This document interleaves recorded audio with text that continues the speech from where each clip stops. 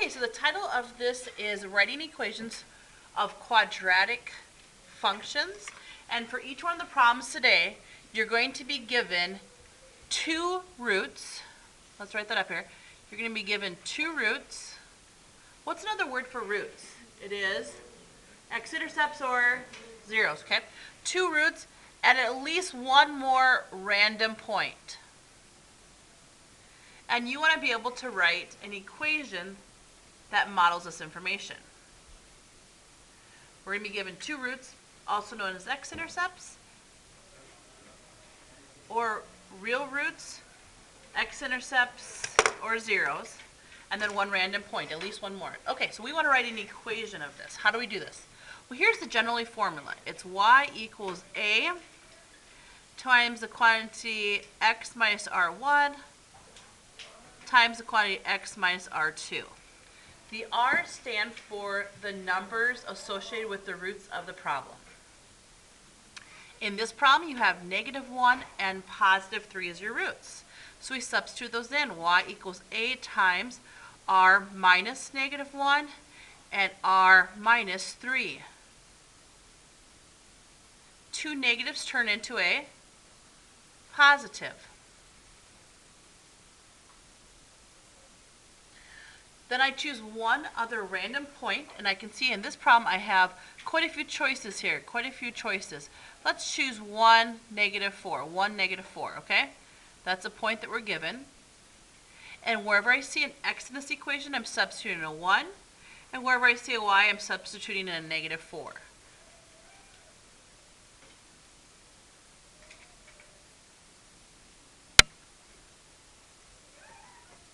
I'm going to multiply and solve for a. 1 plus 1, 1 minus 3. To isolate the a, I'm going to divide by the -4. Opposite of multiplying is dividing. A now equals +1.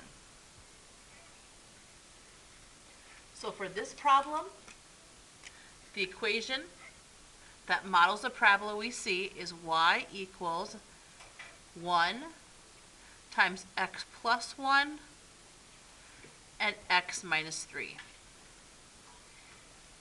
It's not necessary for you to put a 1 here. Any other number you do have to put it, but if you didn't see a number here, you have to realize that's really a +1. Okay, let's go on to example number 2.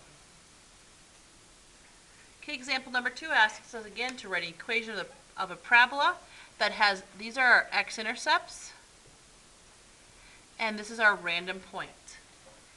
So let's start with the general equation.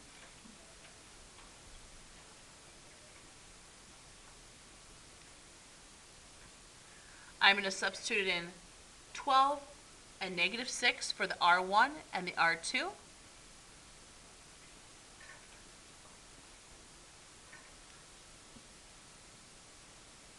And the two negatives become a positive.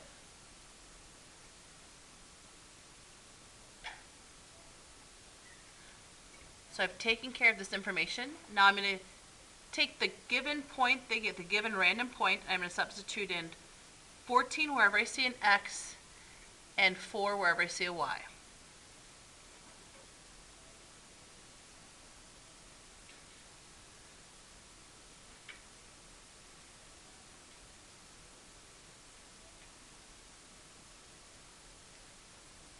And I'm going to continue to solve for a.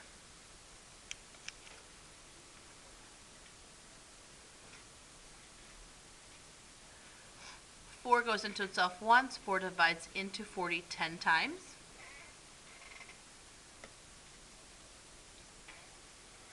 So my final equation is y equals 1/10, that's your a. Now go back to this line, and it's x minus 12 and x plus 6. 1 through 5 right now, not in speed, just based on your understanding. 5 being the greatest, 1 being the least. I need to say everybody give me a 1 through 5 right now in your understanding so I can see. Okay, let's do the last one. If you feel confident, please work ahead to the number 3 right now on your own. If not, follow along with me.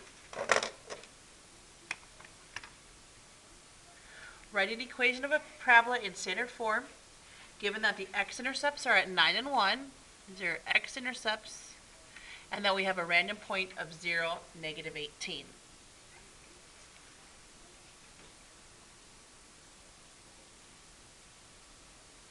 Anytime we're given information that contains the roots, x-intercepts, zeros, those are all interchangeable words, and another random point, a minimum of one random point, we're going to use this equation. So I'm going to substitute in 9 and 1.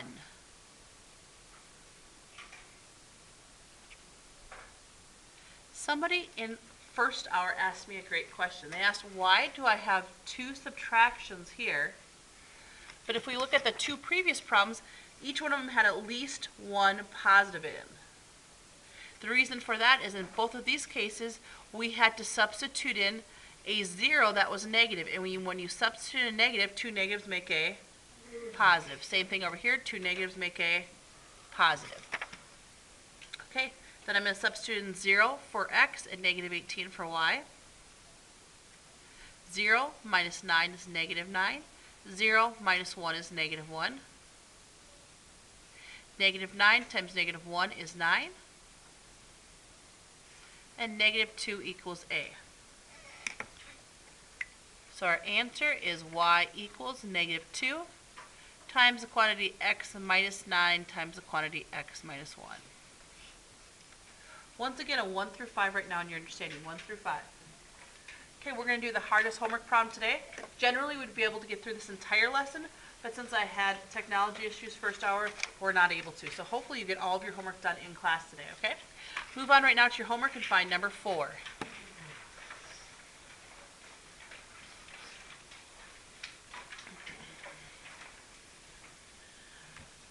Emphasizing, again, if you're given the roots, remember another word for this is roots. If you're given the roots, the zeros, the x-intercepts, and at least a minimum of one additional point, we're going to use this equation. Y equals a, x minus the first root, and x minus the second root.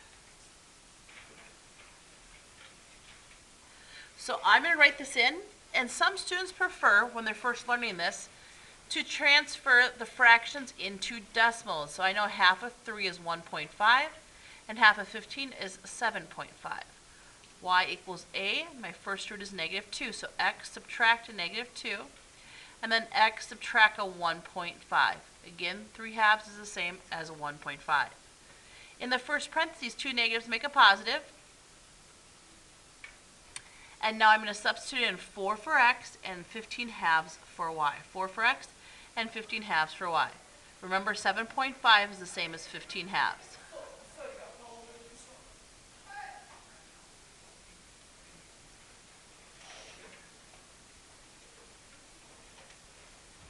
Four plus 2 is 6. And you can do this on a calculator or you can do it in your mind. You have $4 in your pocket and somebody says, hey, you owe me $1.50. What do you have remaining? 2.5. Grab that calculator. We're going to take 6 times 2.5 and we're at 15. 6 times 2.5 is 15.